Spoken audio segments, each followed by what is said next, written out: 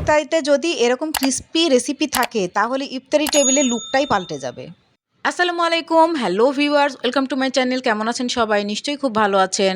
আপনাদের দোয়া ও অনুপ্রেরণায় আমিও খুব ভালো আছি। তাই প্রতিদিনের মতো চলে আসলাম নতুন আরেকটি রেসিপি নিয়ে। আজকের রেসিপি দারুণ ক্রিস্পি ব্রোকলির চপ।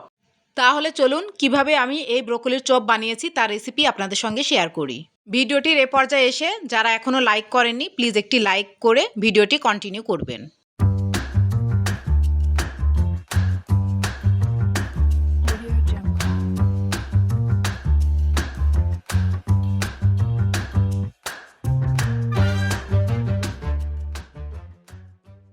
একটি ব্রোকলি থেকে কয়েকটি কলি আমি কেটে নিয়েছি। মাঝারি সাইজের কলিগুলো নিয়েছি যাতে চপগুলো একই শেপের হয়।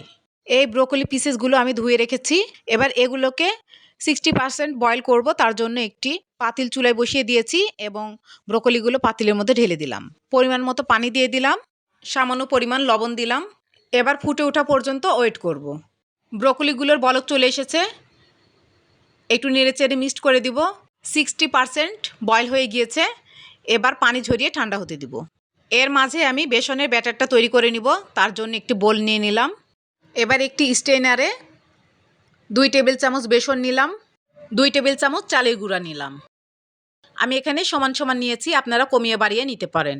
বেসন এবং চালের গুঁড়া সমান সমান দিলে আমার কাছে খেতে ভালো লাগে, নয়তো বেসনের গন্ধ লাগে। এছাড়া খেতেও ক্রিস্পি হয়। 1 চিমটি পরিমাণ ফুড কালার ইউজ করেছি, আপনারা না চাইলে স্কিপ করতে পারেন। এবার সবগুলো শুকনো উপকরণ একসঙ্গে চেলে নিলাম, আর বাকি যেগুলো দানা দানা রয়ে গেল সেগুলো ফেলে দিলাম। এবার আদা রসুন বাটা 1/2 চামচ করে দিয়ে দিলাম। স্বাদ মতো লবণ দিলাম।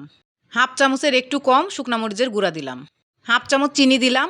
চিনি দিলে টেস্ট এনহ্যান্স করবে এবং চপটাও অনেক সময় পর্যন্ত ক্রিস্পি থাকবে। সামান্য পরিমাণ ধনিয়া পাতা কুচি দিলাম। এবার অল্প অল্প করে পানি দেব আর ব্যাটার তৈরি করে নেব। অল্প অল্প করে পানি দিতে হবে আর খুব ভালোভাবে ফেটিয়ে নিতে হবে। স্মুথ একটা ব্যাটার তৈরি করে নিতে হবে। ব্যাটারটা যত ভালো ফেটানো হবে চপটাও কিন্তু খেতে ততটাই ভালো হবে এবং অনেক সময় পর্যন্ত ক্রিস্পি থাকবে। আমি 10 মিনিট ধরে এই ব্যাটারটাকে ফেটিয়ে নিয়েছি। ব্যাটারটার থিকনেসটা ঠিক এরকম হবে। আঙ্গুলটা ডুবালে এই যে আঙ্গুলের সঙ্গে এইভাবে লেগে থাকবে। আপনারা থিকনেসটা নিশ্চয়ই দেখেই বুঝতে পারছেন। চপ ভাজার জন্য ব্যাটারটা আমার রেডি হয়ে গিয়েছে। এবার চুলায় একটি কড়াই বসিয়ে দিলাম। পরিমাণ মতো সয়াবিন তেল দিলাম। তেলটাকে খুব ভালো করে গরম করে নিয়েছি। এবারে ব্যাটারের মধ্যে ব্রকলিগুলো দিব এবং কোট করে তেলের মধ্যে ছেড়ে দিব। অবশ্যই তেলটাকে ভালো করে গরম করে নিতে হবে এবং একটা একটা করে তেলের মধ্যে ছেড়ে দিতে হবে। চপগুলোর এক পাশ ভাজা হয়ে গিয়েছে। একটি কাঁটা চামচের হেল্প নিয়ে আমি আর এক পাশ ভাজার জন্য উল্টে দিচ্ছি। এক ব্যাচ ব্রকলির চপ ভাজা হয়ে গিয়েছে। আমি তেল ছেঁকে এবার তুলে নিচ্ছি। দেখুন মাশাআল্লাহ কত সুন্দর হয়েছে। এবার সেকেন্ড ব্যাচ চপগুলো ভাজার জন্য একটা একটা করে তেলের মধ্যে ছেড়ে দিলাম। বাই দ্য ওয়ে, আমি রুথি। আমার চ্যানেলে নতুন হয়ে থাকলে প্লিজ সাবস্ক্রাইব করবেন, পাশে থাকা বেল নোটিফিকেশন অল সিলেক্ট করে রাখবেন, তাহলে যখনই আমি নতুন ভিডিও আপলোড করব তার নোটিফিকেশন সবার আগে আপনার কাছে পৌঁছে যাবে। লাইক কমেন্ট করবেন। যারা ফেসবুক ও ইনস্টাগ্রাম থেকে দেখছেন প্লিজ পেজটাকে ফলো দিয়ে রাখবেন, লাইক কমেন্ট করবেন। যারা অলরেডি লাইক কমেন্ট সাবস্ক্রাইব এবং ফলো দিয়েছেন তাদেরকে ম্যানি ম্যানি থ্যাঙ্কস। আজকে আমার চ্যানেলের এই ভিডিওটি যিনি ফার্স্ট ভিজিট করেছেন তাকেও ম্যানি ম্যানি থ্যাঙ্কস।